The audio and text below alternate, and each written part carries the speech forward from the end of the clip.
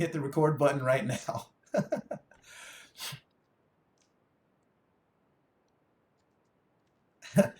Hey, Ellie, save me some Mac cheese. All right, so should we be seeing anything on the screen except names? Currently, no. I'm about to share my screen, and we will see one of my friends called the Great Googler. So yeah, I'm gonna go ahead and get ready to share my screen. Again, if you have any question, feel free to type it in now. And through the presentation, I'll do my best to monitor questions, but then also go through and explain some things. So it looks like there's no questions. I'm gonna go ahead and share my screen. And here's the thing. We live in a world with so much information. There's information everywhere. Some of it's good, some of it's bad, some of it's indifferent. I want to show you some of these tools because there's free tools, there's paid tools, but by just being a little bit more involved or by just learning a little bit more each day, I think we can all have financial situations that pan out even better in our personal situations. So I said earlier that the stock market is down about 12% year to date. I'm going to get ready to prove that to you, but then I'm going to show you some other things that are even worse than that, and then we'll talk about some specific investments. Again, I'll just check one more time before I dive in. Can someone type in the chat box and just say that, yep, you can see my screen? Because what I hate to do is just spend an hour talking to myself, and then afterwards people are like, just so you know, I was looking at your desktop the whole time. Granted, my desktop is pretty nice. It's my wife Kenna and my son Everett, but I'm sure you all want to see the good stuff. So, okay, thank you. Thank you for letting me know you can see the screen. All right, so before we jump in, there's a question. I would like to retire next year. I moved 60% of my TSP into the G fund. I want to increase the amount I'm putting into my TSP. Should I change the fund the new money increased funds are going into? Yeah, that's a great question.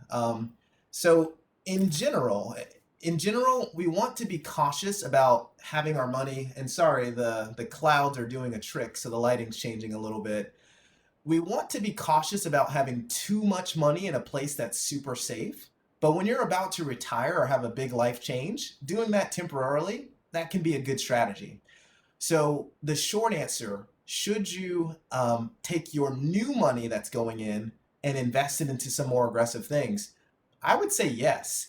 If you've got some pot of money and it's safe and this new money's going in, whatever you do with that new money, honestly, the change or the impact it has on the total portfolio is minimal. So if it's going to be minimal change anyways, I would rather see someone put that money somewhere with growth potential so that if the market goes well, you get an extra $1,000. If the market doesn't go well, you lose $100. So again, anything that I'll say, you can consider it generic, general information. To make the best decision, someone would have to know your full picture, your full situation. If you have someone to bounce it off of that knows your particulars or want to have a longer conversation, that would be much more helpful. But in general, if most of your money gets moved to be something safe, there's very little risk in taking that new money and doing something a little bit more aggressive. I actually see that quite often. So great question. So let's look at the general stock market year to date. I like to pull up the S&P 500 fund. And we're going to talk more about what the S&P 500 is. But if you look at the S&P 500 today, which is basically a flavor of the US stock market, you see today we lost 1.8%. So hopefully that's big enough. The general stock market went down about 1.8% today. If we look at year to date, the general stock market's down 11.7%. So if you had $100,000 on January 1st, today you now have $88,000. That kind of stinks, right? There's been 60 days that have passed this year, and basically you've been throwing $200 a day out the window for the last 60 days if you had $100,000. So something like that can sometimes be an impetus to cause someone to want to change their investment strategy. But truly, being down 12%, we just call that a correction. Corrections happen multiple times every year. And in general, corrections work themselves out within 2 months or so. So being down 12%, is it fun? No, probably not. But things could be a lot worse. Now, if your portfolio is a little more diverse, or if you have some bonds, you're probably not down 12%. So often I have people who will talk to me about their portfolio and they'll say, "Oh, Terry, I'm losing money. I'm down 4%." And I'll say, "Great. You're down 4 when other people are down 12. That's amazing." So we've got to keep this in context. When we're looking at our investment experience, how does it compare to the general market? And is our portfolio moving in alignment with what we expect? So again, depending on who you are, you could be seeing 12% losses, you could be seeing 2% losses, you could be seeing 20% losses, or perhaps 20% gains. All depends on how you're allocated. So I told you already, the general stock market is down year to date. Well, let's look at growth funds, because growth funds are fun. That was the flavor of the month, or the flavor of the year last year. If we look at the Vanguard growth funds year to date, they're down 17%. Ouch. So if 12% wasn't fun, 17% is even less fun. You lost 1/6 of the value of your portfolio in 2 months. Again, this is customary. We expect this to happen, and this should happen. And over the course of time, it will work itself out. So we're going to now just flip over and talk about Morningstar, and we're going to look at some things. And I'm going to start again with the S&P 500. So this tool, Morningstar, is mostly free. There's a paid version. It's, I think, $200 a year. Probably not something you need to purchase, but some people decide to purchase it. I have the paid version, but for today's purposes, I'll just use the free version. So I talk about the S&P 500 all the time. You probably hear about the S&P 500 on TV, CNBC, MSN Money, Yahoo Finance. But if we were to survey the crowd, I would suggest that most people don't really know who S&P is and why there's 500 of some things. So let's break it down a little bit. The S&P stands for Standard & Poor's. Think of it as just some panel of people who pick approximately 500 companies that they think represent the United States stock market. So again, the S&P 500 is nothing more than approximately 500 stocks that represents the general US stock market. So you ask yourself, well, who are these 500 companies? And the cool thing is, regardless of who you are, you probably are familiar with many of the companies in the S&P 500. So I like to sometimes call this the #America Fund, because these are things that you've heard of many, many times. So there's 507 holdings, and that's why I said approximately 500, because things change. But here are your companies. There's Apple, Microsoft, Amazon, Google, Tesla, Facebook. Let me stop there. Has anybody ever heard of any of those companies? Apple, Microsoft, Google, Tesla. By the way, Google should pay me as a sponsor. I use it like 100 times a day. Yeah, so these aren't companies that are just fly by night. Last time I checked, Johnson & Johnson has been around a long time making baby products. And oh, by the way, look, there's Berkshire Hathaway. Mr. Warren Buffett, not Brooks, Buffett, he made his way into the top 10 over there. And then you'll see some other companies maybe you don't know. NVIDIA, they do artificial intelligence. But if we keep going, there's JP Morgan, Home Depot, Visa, Bank of America, Exxon, Pfizer, Walt Disney. Ellie got to meet the mouse recently. So if she spent some money at Disney World, that helped the stock portfolio for all of us. So again, here's one simple way to better understand your portfolio. It wasn't that hard. You just go to Morningstar, or you Google it. You Google your fund, you put in Morningstar, you click on portfolio, and now you can say, hey, these are, no kidding, the stocks that I own. I own these stocks. And you know what? This is what helps me justify some of the purchases that I make. When I look at our portfolio and I have a Diet Pepsi, I'm like, hey, Pepsi Cola, that's in my portfolio. I'm only buying this soda to help our family. Starbucks, Best Buy, all these other companies, you're probably invested in them. So by looking at your portfolio, that's a pretty cool way to know where you're invested. So I'm going to stop here and we're going to get ready to talk about investment style. Investment style might be something that most of us haven't heard of before. If you look a little bit closer on my screen, and I'm zooming in, it says category, US fund large blend. Again, the S&P 500 is the general US stock market, and they put everybody in there together. So if you have a pool of everybody, you kind of end up with an investment portfolio that's somewhere in the middle. But let me break it down for you. There's really two ways you invest. There's growth investing, and then there's value investing. So growth is what it sounds like. You see the big winners, you see the companies that are having phenomenal growth, and you pay for them. Growth investing, I would say, is almost like maybe buying a luxury car. They cost a little bit more. Your gas bill is going to cost more. But for whatever reason, we decide to pay that extra money because we think it's worth it. Value investing, on the other hand, is when you're bargain shopping. You're looking for deals. Maybe you're looking for that Honda Civic or that Nissan Versa that's going to get you point A to point B. It's going to have great gas mileage, and the maintenance costs are really, really low. So again, with investing, there's really three styles. There's blend, which is, you put everything together.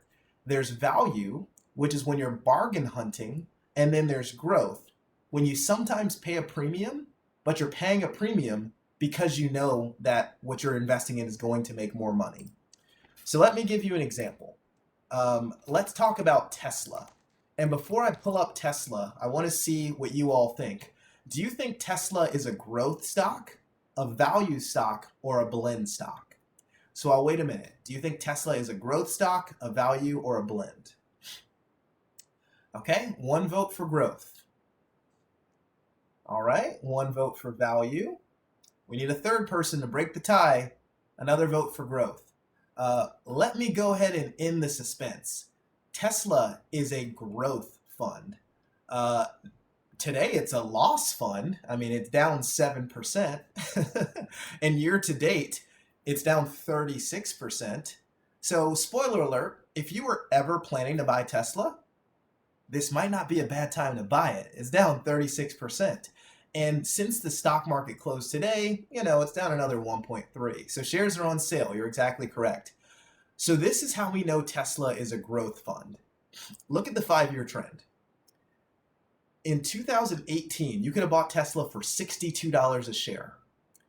3 or 4 years later, you'd have 12 times as much money. So I know this isn't really fun to hear, but if you had put $100,000 in Tesla 4 years ago, it would be 1.2 million. That kind of stinks, because years ago, 2013, I was in San Francisco and there were Teslas zooming everywhere. And I thought, what is this weird car? Why are all these people excited about this weird thing? And if I would have been smart enough to put a couple pennies, a couple shekels into Tesla, I don't know, I might be broadcasting from the Maldives right now, but hey, life, it's okay. So again, this is how we know Tesla's a growth fund. It makes a lot of money and it has some huge returns. Here's the other thing about growth funds. Growth funds are so focused with growing, which is making the price per share go up, that they're not paying you any dividends. So if you've heard the term dividends, a dividend is when you invest in a stock, and to thank you for investing in them, they earn money and they give you part of the proceeds back every year, every month, every quarter. So some stocks you invest, you get back dividends. Thank you for buying ExxonMobil, we'll give you dividends. You want to know what type of dividends that Tesla's paying? It's a round number. That number is 0. Tesla's paying 0 in dividends. So if I zoom out a little bit, you'll see the dividend yield here. It's a little small, but it's not even a round number. It's just a dash. That dividend means forget about it. If you buy Tesla, you're buying for growth. You are not buying for dividends. Maybe you're buying to save the environment, but you're not getting any dividends. So that's a stock that would be considered growth. Let's take a look at a different stock. We're going to go with AT&T. So again, quiz question. Is AT&T a growth fund or growth stock? Is it a value stock? Is it a blend? Is it a mutual fund? What is AT&T? And based off of the Google return or the Google search, there's a lot of questions about AT&T, about the forecast, about the symbol, about the price history, about the news today. Apparently, a lot of people are caring about AT&T. So I haven't seen any takers yet about if AT&T is a. All right, there we go, David. So he says value stock. Man, he must have went to St. Lawrence University or stayed at a Holiday Inn Express, one or the other. That's a smart guy right there. So yeah, AT&T is what we would consider a value fund. Again, value funds are typically what you would consider the underdog. Their price doesn't really go up a whole lot. They typically pay you high dividends. And for whatever reason, if you do some detailed analysis, you'll find a book value of what they're worth that is compelling enough to make a company go, we should buy them because we think long term they're a strong company. So we talked about Tesla. It was a hyper growth company. Let's look at AT&T. The last 5 years, AT&T share price went from $42 down to $23. So again, if you put $100,000 into AT&T 5 years ago, you've got about half of your money because AT&T has pretty much steadily lost money the last several years. So you're probably asking yourself, why would anybody buy AT&T? Well, the answer to that is the dividend. Take a look at this dividend, 8.85%. So in other words, if you were to invest with someone, you give them $100,000, you say buy AT&T stock, that's going to pay you 8.85%. So your $100,000 will earn you way more than a bank will maybe pay in my lifetime, but you're going to get about a 9% payout. Here's the dirty little secret. While you're getting that 9% payout, the value of AT&T is going down, down, down, down, down. So although that dividend of 9% sounds good, it's going to go from $80 a month to $70 to $60 to $50. Unless AT&T finds some way to actually make money, this is eventually going to be a bad thing. And this is what we call a value trap. If you're chasing yields, if you're chasing dividends, you'll sometimes, elect to have something like an AT&T. 9% dividend, 9% interest. That sounds amazing. My bank's giving me 0 point nothing. Well, it's not a good deal when it keeps steadily going down and down and down. So again, we've got to be very cautious about how we invest. Just having growth, maybe not the best option. Just having value, maybe not the best option. Just having individual stocks, very, very risky. We're talking risky business. So that was a quick aside on AT&T and on Tesla. I'll show you a couple quick funds. So again, if we just search a fund, I'm going to go with the iShares Value Fund. This is just the run-of-the-mill index fund that has hundreds, if not thousands, of stocks in one place. If we're looking at a value portfolio, we click on portfolio, we scroll down, and who do we see? Just remember these names in general. Berkshire Hathaway, Warren Buffett, Johnson & Johnson, Exxon, Walt Disney, Chevron, Coca-Cola, Verizon. We're seeing Merck & Company, AT&T, MasterCard, Walmart. Think about Walmart. I don't know that anyone out there is talking about Walmart like it's a hot stock tip. But if anybody on here goes to Walmart, you ask yourself, why do you go to Walmart? I would say it's because the prices are pretty low and the quality and the selection is, I think it's decent. It's like McDonald's. I think McDonald's is a phenomenal investment. Why? Because it's relatively cost effective, it's pretty predictable, and they are everywhere. So again, one of the things I just want you to understand is by just clicking this portfolio button, you can answer the question for yourself. What am I invested in? You scroll down and there you go. You'll see lots of different things that you're invested in, the actual companies. And that sometimes helps to give us a better understanding of why we invest and the types of companies we invest in. And oh, by the way, if you don't like the type of companies you're invested in, there are certain funds that have filters where they'll only invest in things that are based off the filters. As an example, They have environmental standards, governance standards, fair pay, quality standards, things of that nature. So I think I've belabored just where we can see what the portfolio holdings are enough. I'm going to now go into some of the performance, risk statistics, and some of the other finer points that, again, most people have probably never heard of.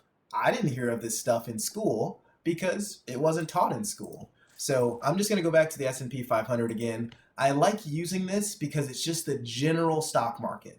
This is the barometer that most of us hear about and use. So that's why I'm just going to use this to keep it very, very generic. And I picked the Vanguard one just because saying VOO is kind of fun, but pretty much any S&P 500 index should be 99.9% the same. They should do the same thing. So no particular reason for Vanguard versus BlackRock versus Schwab versus Fidelity versus Spider versus iShares. It's kind of pepperoni pizza. So before I go a little bit deeper on the other things we can look for within a investment, any questions, comments, thoughts before we go a step further?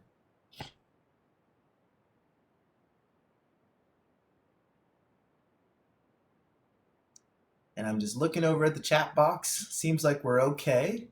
How am I doing? Am I going way too far, too fast, and our ears are about to explode, or are we descending into this topic at a rate that is okay? So if somebody can, okay, thank you, Marjorie. Because unfortunately, I get on my soapbox, and sometimes when I have a little too much coffee, I go a little crazy. So by all means, if we need to hit the emergency button or the park brake or the emergency brake, let me know, and we'll slow down a little bit. Okay, perfect. Thank you. All right, so let's just scroll down a little bit. So what are the things you should be looking at in your portfolio? One of the things that I like to look at is, your 12-month yield. 12-month yield, it's as simple as over the course of 12 months, how much interest do we expect to be paid out in dividends? So yield and dividend are pretty much synonymous. So here's what you need to know about dividends. When dividends are paid out, they're taxable. If you're in a situation where you don't want more taxable income, you really need to pay attention to this dividend. You probably want a lower dividend, or you want to make sure that you're in a retirement account where you don't pay the taxes anyways. So 12-month yield or dividend, that is an important thing to look at. Adjusted expense ratio. All investments have fees, and I've seen investments with notionally a 0.0% fee all the way to 2%. So the cheapest funds in the world aren't necessarily the best. However, you want to make sure that you're paying a fair or a good fee for the type of investment that you have. When you look at third-party software like this, it will tell you. If you look at the, and I'll actually have to do it on a mutual fund because this is an index fund, but it will actually tell you how this fee compares to its peers. So sorry, with me zooming in and zooming out, it's changing the orientation a little bit. I'm trying to keep it zoomed in so that it's a little bit bigger because I know it can sometimes be a little bit small on the screen. So we'll come back to that. Here's one other thing I like to look at. If you're going to buy an investment, you should look at the total assets. This fund has $271 billion invested in it. I would hazard to guess $271 billion worth of money, all those people can't be wrong, right? So there's comfort in buying into funds that have a lot of other money in them. If you see a fund that has $100 million, you might get a little bit nervous. I don't know if any of you use Google reviews or Yelp reviews, but often if I'm in a new city, I'll go online and say, okay, what are people saying about this restaurant before I go in? This right here is almost like that. It's not saying that it's good or bad. It's saying that it's got a lot of money in there.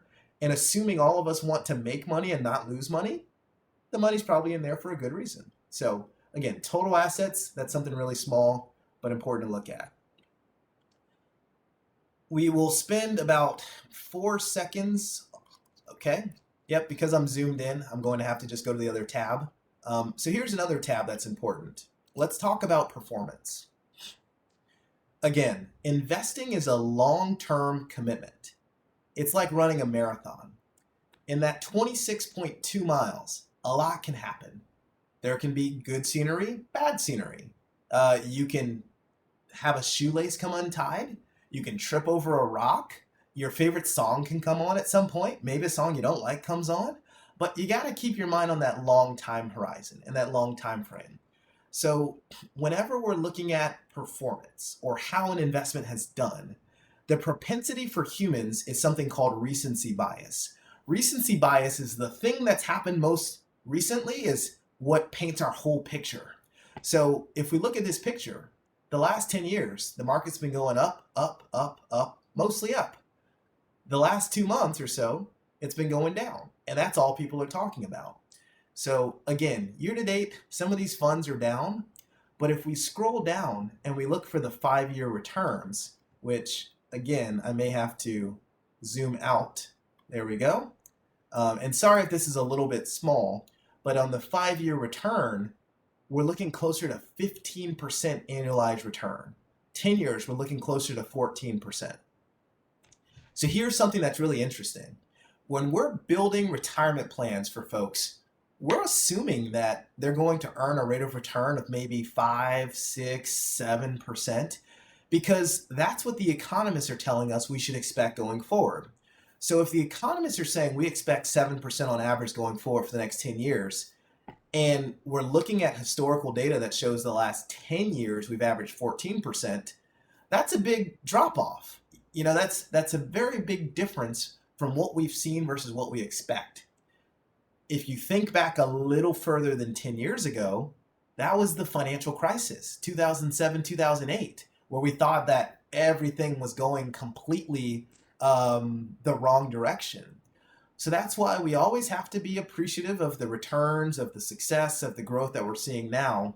But we've got to also keep that long-term perspective, both so that we stay invested, but so that we're also not too caught off guard when we see losses over the short term. So whenever you're looking at an investment portfolio, I would say you want to look at least the 5 and 10 years. Over 1 or 3 years, sometimes strange things can happen. Over 5 or 10 years, that longer time frame, you're going to be able to see the consistency that you need in order to make informed judgments. I know people will sometimes say first impressions are everything. They're important, but maybe you catch somebody on the wrong day. I know I've had some first impressions that maybe weren't amazing, but if you were to average out your experiences with someone over the course of time, that's probably a better way to make an analysis of what your real thoughts are. So again, performance is important. We want to look at the long term and keep that in mind. Next, I'm going to show you something about risk. And there's a certain relationship that exists with risk and returns. Anybody that knows, please put in the chat box. I'll wait a second.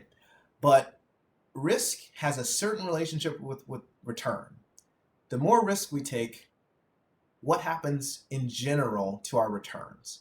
I'm going to wait a minute and see if anybody knows that one. I'm sure several people do. But again, if we are taking more risk, what tends to happen to our returns over time? Yeah, thank you, Jeannie. So we tend to get higher risk, higher returns. It's kind of like when you're driving a car. The harder you push your foot on that gas, the faster you should go. Now, if you go fast enough, your car will probably top out, but the harder we push, the faster we go. The second part of that is the faster we go, the higher the worse off the damage if we hit something. And that's the same way investments work. So let's take a look at this fund. Again, this is the general US stock market. And if we look on the left, Morningstar, which is a collection of really smart people, they've said, hey, this fund has had returns that are above average and with an average level of risk for the types of funds that we expect. So when you have average risk and above average return, we call that a slam dunk. And that's why this fund has star ratings of 4 or 5%. But what does this risk thing really mean? Well, here's one thing to pay attention to. It's called beta.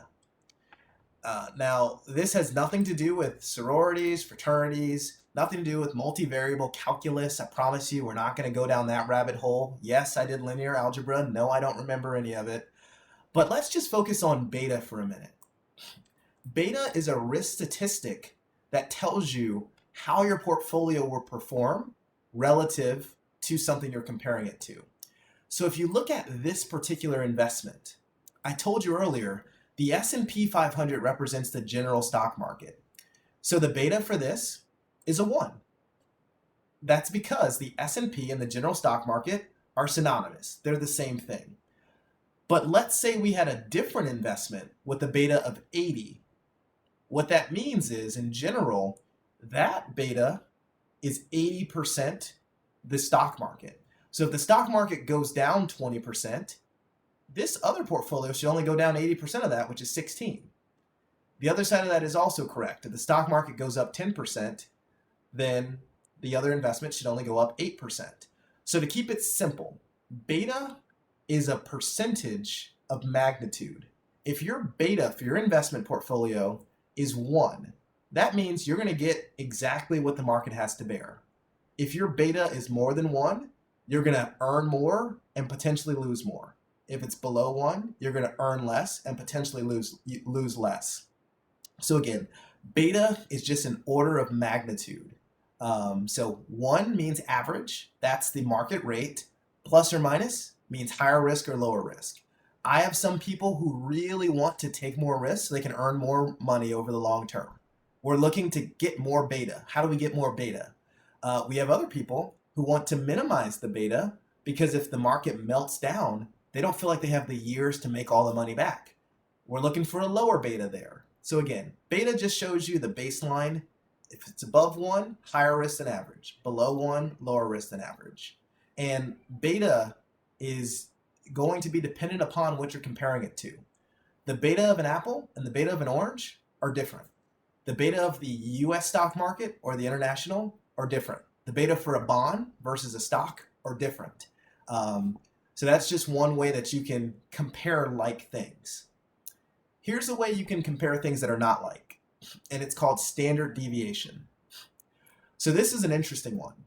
Again, I'm a math nerd, but I'm going to keep it really simple. If you look at the middle, where my hands are, the middle is your average return that you expect, just if we look at a 10-year time frame. So let's say my average return for a certain fund is 17%. What beta tells me is how far to the right and how far to the left this portfolio will vary on the year-to-year basis.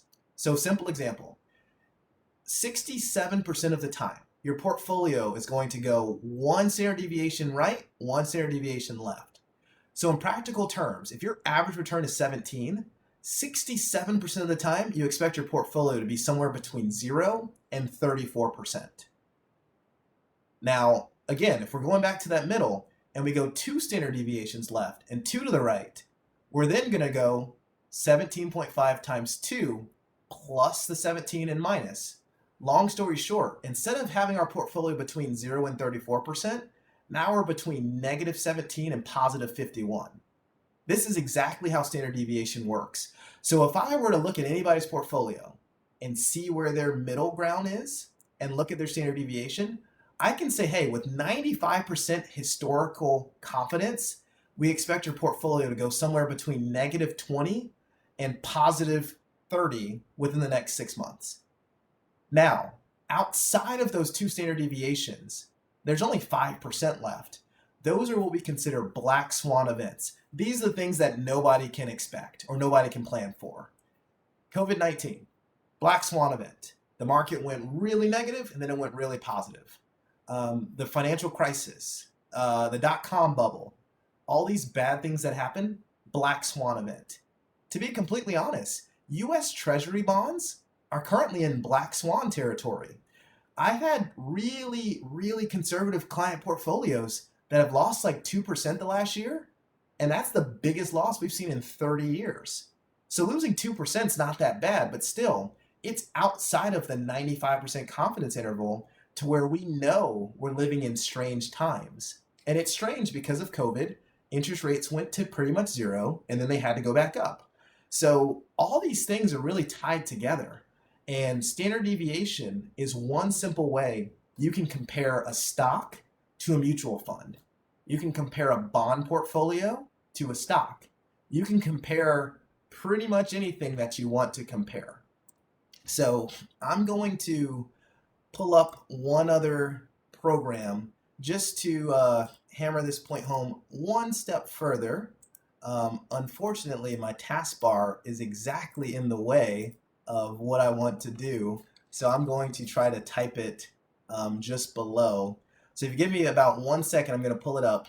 While I'm doing that, if there's any questions, go ahead and type in the chat box. We're coming up on the last 7 minutes or so of our presentation. So if you have any questions, please get them in the chat box and I will do my best to answer those.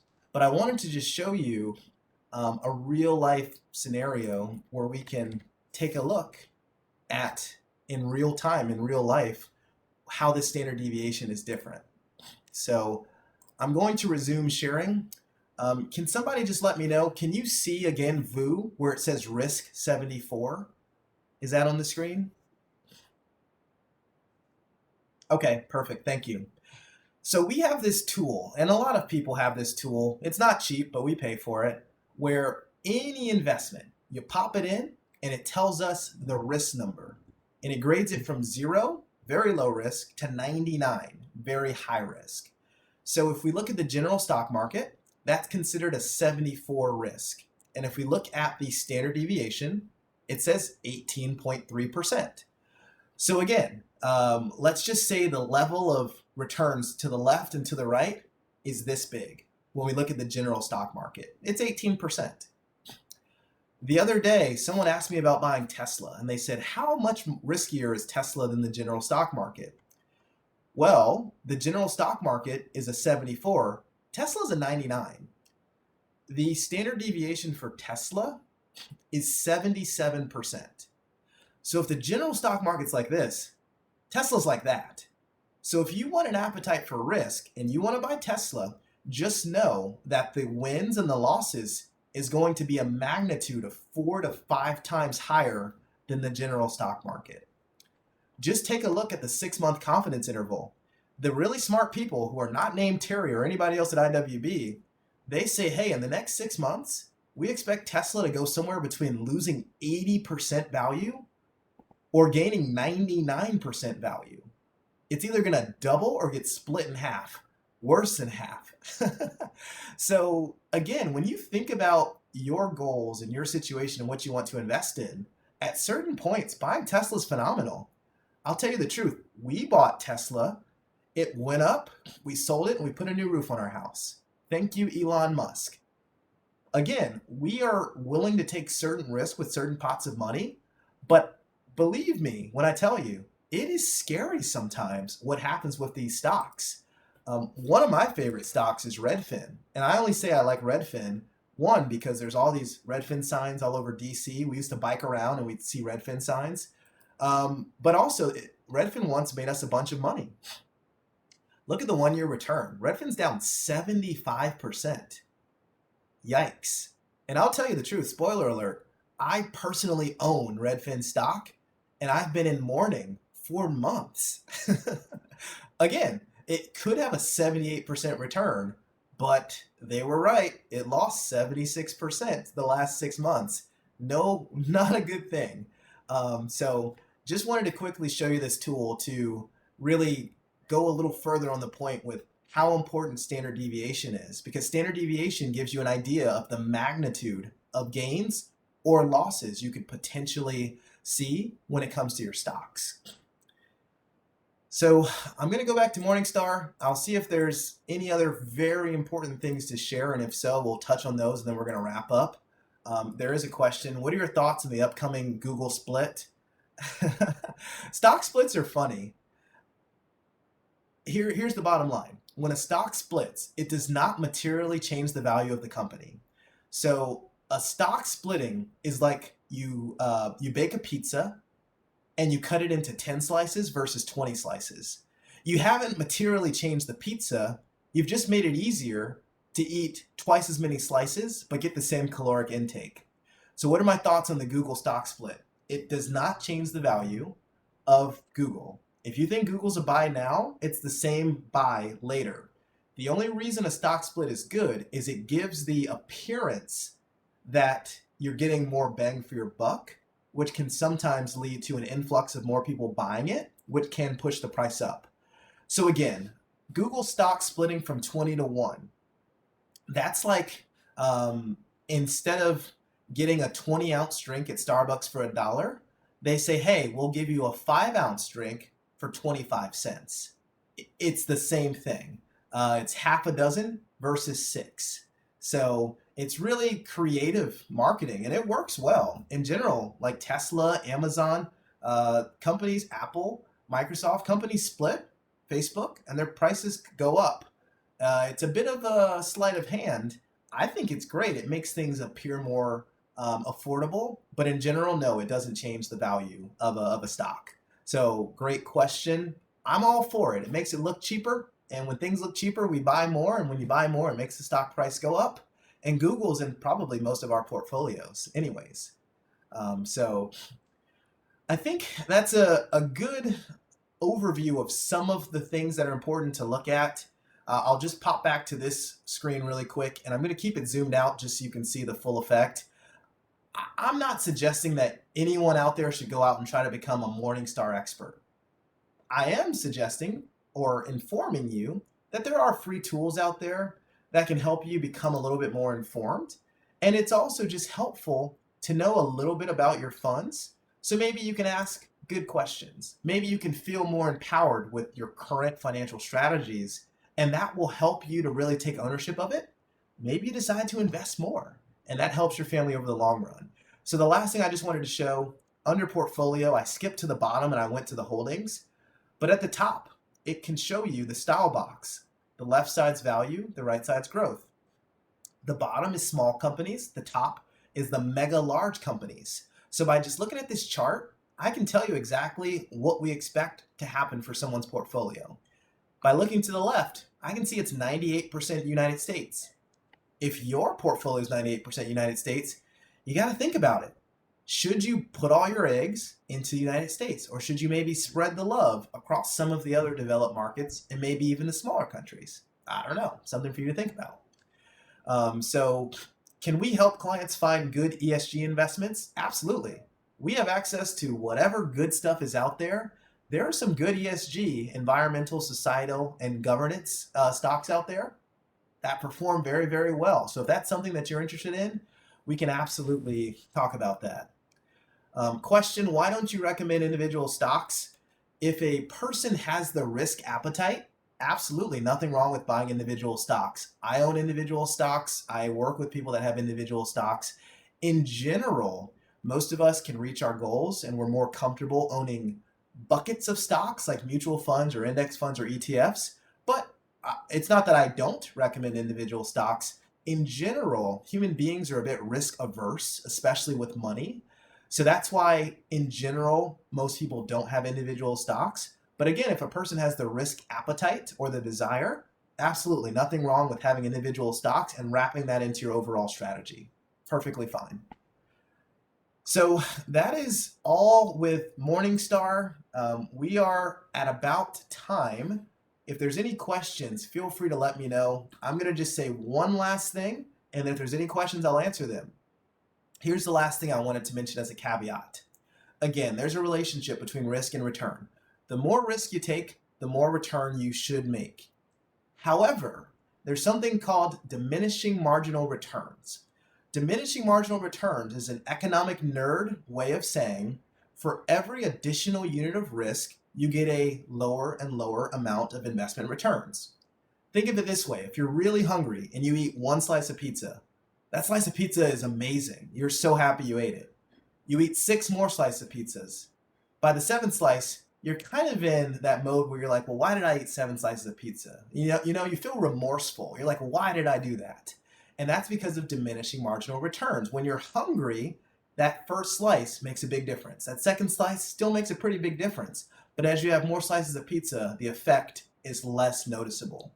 Same thing with investing. More risk can be good, but you got to recognize by taking much more risk, you sometimes don't help yourself as much as you might think. It's like if you're running late to a meeting, speeding and going 100 miles an hour, probably a bad idea. Going 72 in a 65, probably fine. So there's a lot of gray area between there. Again, we just want you to work with a trusted person or take the time to learn more about your portfolio so you can make sure that there's syzygy, that there's alignment between your risk, your expectations, your goals, your wants, desires, and the current strategies being employed. So the sun is still blinding. I guess I'm going to have to rearrange my studio for next time. I almost sat outside, but it's actually cold today, which is a very relative term. So again, thank you so much for spending time with us today. We're going to have another presentation next month. I think I know what it will be on, but I'm going to wait until we conference to announce that one. And then hopefully on April, we're going to get another guest presenter to get up here and have some great content for you. So if there's any questions, please go ahead and type in the chat box. I see someone asked if there's twins. If you're referring to one of the other videos on the screen, my dad is on the picture, and we do have the same name, so maybe we're twins. Hey, Dad. I can't tell if that's a salmon shirt or if that's orange. I was gonna say pink, but I know that you don't like pink, so salmon.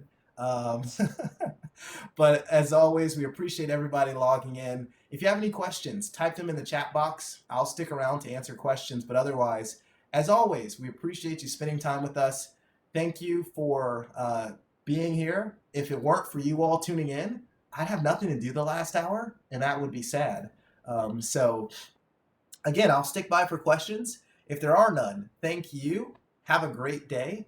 And as always, it's a privilege to have the opportunity to chat with you, a privilege to serve and to be helpful. If there's anything we can do for you, don't hesitate to reach out. Take care, everybody. Have a great night.